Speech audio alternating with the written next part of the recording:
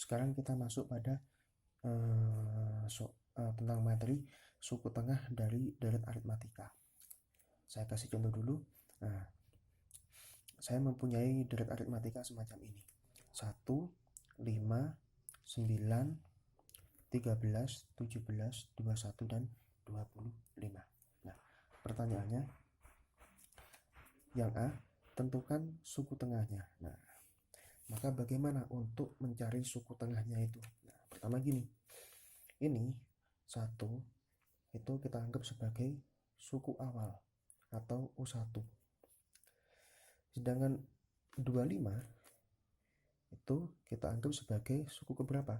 Suku ke-1, suku kedua, suku ketiga, keempat, kelima, keenam, dan ketujuh. Kita boleh menganggap sebagai suku ketujuh atau suku terakhir atau suku UN, di mana UN itu adalah suku terakhir. Suku terakhir. Nah, maka bagaimana untuk mencari suku tengahnya? Nah, maka begini. Yang A itu, yang A, untuk mencari suku tengah itu kita nyatakan sebagai UT. UT atau suku tengah. Suku tengah sama dengan U1 ditambah UN. UN itu sebagai suku terakhir dibagi dengan 2. Nah, berarti UT itu sama dengan U1-nya ketemu 1 ditambah dengan UN. UN-nya ketemu 25 dibagi dengan 2. Jadi UT sama dengan 1 tambah 25 hasilnya 26 dibagi 2. Jadi UT sama dengan 13.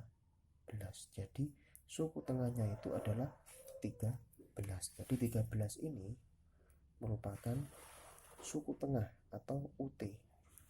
UT itu kita adalah suku tengah. Jadi semacam ini untuk yang A. Nah, lalu untuk yang B, suku keberapakah suku tengah tersebut? Nah, untuk deret semacam ini kan sedikit jumlahnya, kita boleh menghitung manual. Jadi suku tengahnya itu boleh kita hitung manual. Ini suku pertama, suku kedua, suku ketiga, suku keempat. Jadi suku tengahnya itu termasuk suku keempat. Lalu bagaimana kalau kita misalkan deretnya itu banyak sekali? Jadi kita kita membutuhkan sebuah rumus. Kita catat dulu yang ini ya. Kita tulis dulu yang ini. 1, 5, 9, 13. Nah, ini kan sebagai suku awal atau A ya kan. A boleh, U1 juga boleh. Sedangkan ini 13 kita mengambil dari deretnya tadi. Ini kan 13 sebagai suku tengah. Nah, berhubung kita mencari deret suku tengahnya itu, berarti suku tengah yang 13 tadi itu kita nyatakan sebagai UN. Nah, kita boleh menghitung ini suku pertama, suku kedua, suku ketiga, suku keempat. Itu kalau kita menghitung manual langsung ketemu. Jadi 13 itu adalah suku keempat. Lalu bagaimana kalau kita menggunakan sebuah rumus? Nah, rumusnya begini.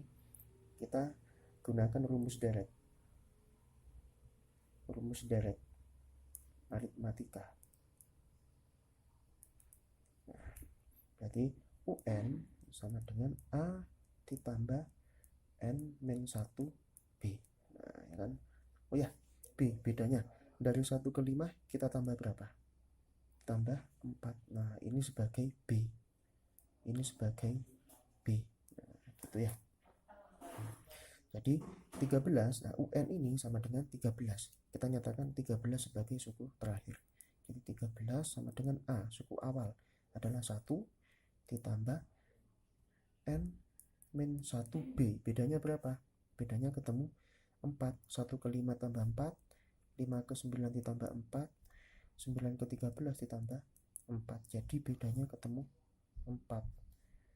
13 sama dengan 1 ditambah N dikali 4 hasilnya 4N. Terus min 1 dikali 4 hasilnya min 4. Maka kita jumlahkan suku sejenis, berarti 13 sama dengan 1 dikurangi 4 ketemu min 3. ditambah 4N. Kita boleh pindah ruas ke sini, jadi min 3 pindah ruas ke sini, jadi menjadi positif 13 ditambah berhubung min 3 pindah ruas, maka tandanya berubah menjadi positif, ditambah 3 sama dengan 4N. Nah, jadi 4N itu sama dengan 16, maka N-nya ketemu 16 dibagi 4, jadi N sama dengan 4. Jadi kesimpulannya 13 itu merupakan